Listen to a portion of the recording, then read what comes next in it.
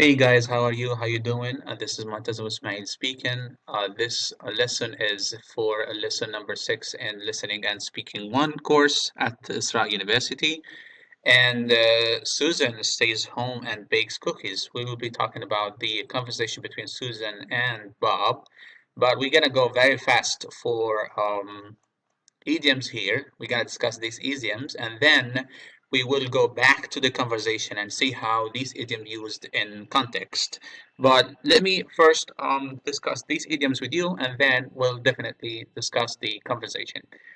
Cheer someone up is to make someone happy. So when you make someone thrilled or happy, you can use the idiom cheer someone up. For example, here, Susan called her friend in the hospital to cheer her up, to make her happy, to make her happy. Example number 2, my father has been depressed for weeks now. I don't know what to do to cheer him up, to make him happy. Well, you have to take into consideration that you sometimes can tell somebody to cheer up if they are feeling sad, if they're feeling sad. So yeah, there's another expression when you actually having a drink with someone, you can say cheers, which means that a good sign of sharing a drink. The another thing here is to give someone credit is to acknowledge someone's contribution, to recognize a positive trait in someone, is to acknowledge his contribution, is to say that this man has helped you a lot. For example, here, number 1, the scientist gave his assistant credit for the discovery. For the discovery, right? So give his assistant credit. Give credit is to acknowledge, to confess, to say that he has a contribution in your work. Example number 2, I can't believe you asked your boss for a raise. When your company is doing so poorly, I must give you credit for your courage, right? To give you credit is to accept or to acknowledge your contribution. The other thing here is that give credit where credit is due. Give credit where credit is due. Like I want to give credit to somebody or to a body here when credit is a must. So you have to give it. To give thanks or to acknowledgement to the person who deserves it. All right. For example, I'll be sure to thank you when I give my speech. I always give credit where the credit is due. So when you have like a ceremony graduation, and then you can actually say that you start with this sentence. It would be good for you. I'll be sure to thank you when I give my speech. I always give credit where credit is due. So I'm not going to neglect, I'm not going to ignore your contribution to what you have helped me, right? And then go into business to start a business. Go into business to start a business, right? So when somebody tells you, hey, let's go into business, let's start a business, or let's talk seriously. Example number 1, Jeff decided to go into business, selling baseball cards. Selling baseball cards, right? Go into business is starting his new business and selling baseball cards.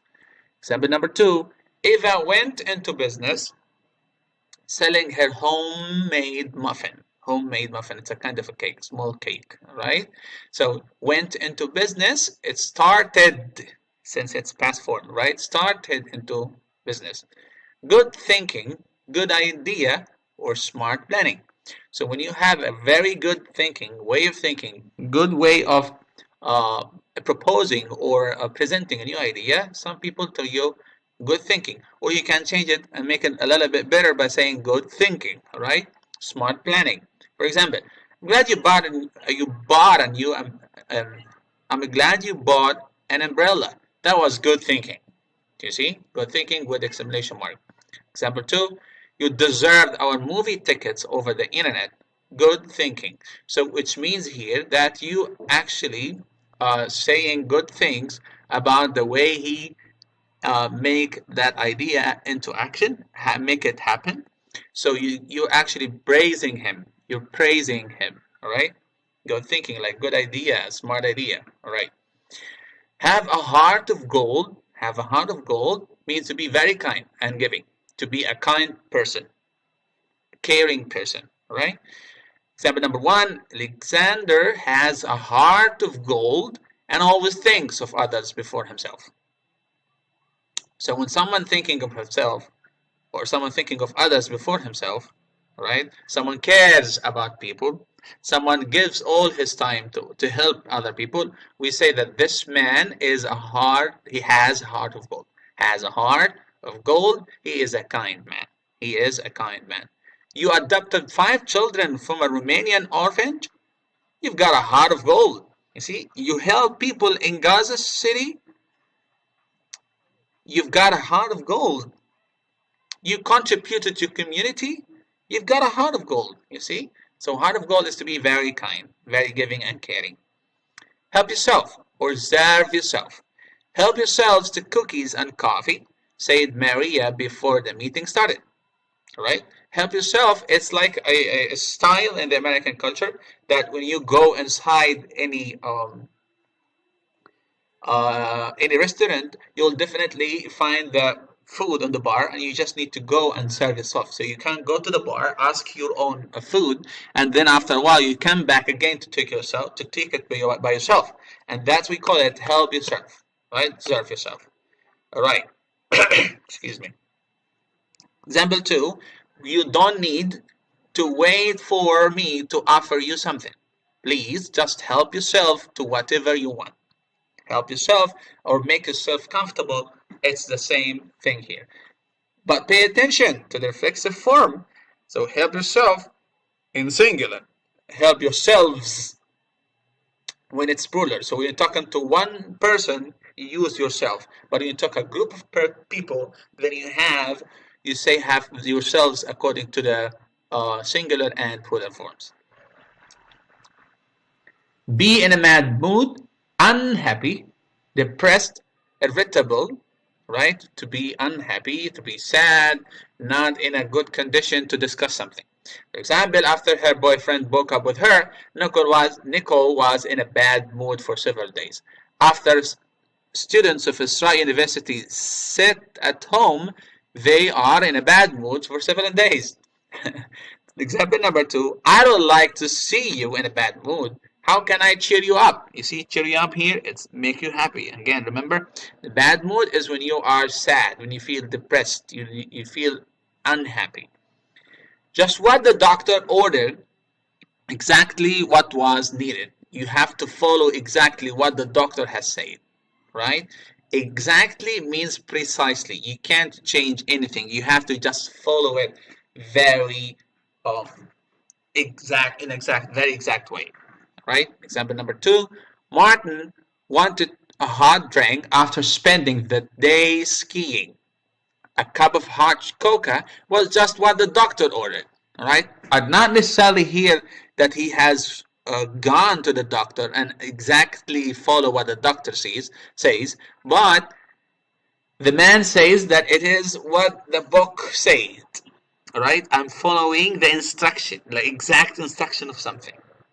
Example number 2, our trip to Florida was so relaxing. It was just what the doctor ordered. It went the way that we wanted, as planned. Remember? So it's what just doctor ordered. It means what we have planned. Exactly what we have planned. All right. Make a bundle. Make a bundle is to make a lot of money. To make a lot of money. Example number 1. Bob's friend Charlie's made a bundle in the stock market and retired at age 45. So he made a lot of money. He became very rich in the stock market, and then he retired. He gave up. He stopped working at the age 45. Example number 2. Sarah made a bundle selling her old fur coats on eBay. eBay, it's a website for selling and buying things. A website where you can buy and sell used things. Used things, right? So she made a bundle, she made a lot of money. To be on edge is to make nervous, is to be nervous, irritable, right? Very angry at certain point of time. Example number 1, whenever Susan feels on edge, she takes several deep breaths and starts to feel more relaxed. Number 2, Ever since his car accident, Neil has left on edge. Neil has left on edge. He become very nervous. He become out of out of this world means delicious. All right. So when you're having a food and you feel it that it's very delicious, you like it so much, then you say, "Oh my God, this is out of this world." For example, number one, Mrs. Fields' oatmeal raisin cookies are out of this world. The upside down of Palestinian community is out of this world. Number two, I love your chicken soup. It's out of this world. It means it is very tasty. It is very delicious. To pig out. This is slang. This is everyday language, and probably you can't use it in the you can't use it in the formal language. To eat greedily. To stuff oneself. I mean, to eat greedily, to eat without non-stopping, to eat like a dog. Example number one, Ted pigged out on hot dogs and hamburgers at the barbecue, and then he got a stomachache. Right? He's never stopped eating. Nicole, example number two, Nicole, stop picking out on cookies, or you'll have to be able to eat your dinner. Right? Stop eating like a dog. But you have to pay attention to the preposition on after the verb to pig out. One can pig out on hot dogs, pig out on candy, pig out on ice cream. So you have to use on all the time. All right? Very nice. Let's go back in here for the conversation between Bob and Susan. All right? Susan is trying to cheer her husband up. Bob loves her homemade cookies. Nicole suggests she start a cookie business. Susan, Bob, I baked cookies for you. That was so nice of you, dear. You've got a heart of gold. You're a good person.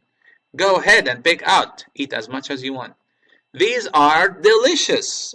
I thought they might cheer you up, make you happy. You've been in a bad mood lately. You were unhappy. You were sad. I guess I have been a little on edge, so nervous. But these cookies are just what the doctor ordered. Exactly what I wanted. Do I smell cookie? Yes. Nicole, help yourself. Serve yourself. Go and eat by yourself. I'm not going to bring you anything. These are out of this world. Very delicious. Very tasty. You could go into business. You can start your business selling these. You could call them Susan's scrumptious cookies. You'd make a bundle. You'd make a lot of money. Good thinking. Smart idea. Good idea. Don't forget to give me credit for the idea after you're rich and famous. Give me my contribution. You know, I always give credit where credit is due. I always give and confess the contribution of other people in my life.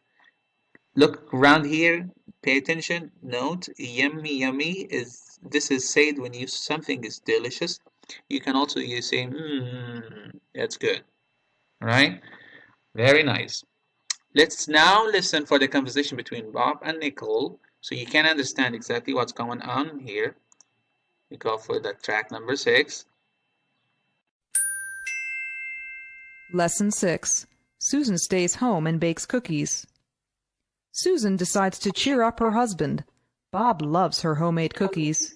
Nicole suggests she start a cookie business. Bob, I baked cookies for you. That was so nice of you, dear. You've got a heart of gold. Go ahead and pig out. These are delicious. I thought they might cheer you up. You've been in a bad mood lately. I guess I have been a little on edge, but these cookies are just what the doctor ordered. Do I smell cookies? Yes, Nicole. Help yourself. Yum, yum. These are out of this world. You could go into business selling these. You could call them Susan's scrumptious cookies. You'd make a bundle. Good thinking. Don't forget to give me credit for the idea after you're rich and famous. You know I always give credit where credit is due. Alright, cool. So you can practice at home using the audio file that I actually give you in the lectures. And if you have any questions, please, you can send me questions and you can talk to me through the e-learning page on your student gain, right? And this is a practice for you guys at home. You need to choose the best substitute for the phrase or sentence in bold and read them very good, read them very well, and then you can answer them. And if you have any questions regarding these ideas or questions, probably you can uh, send me your questions on the page. This is it. Thank you so much, and wait for other lessons to come. Thank you, and bye bye.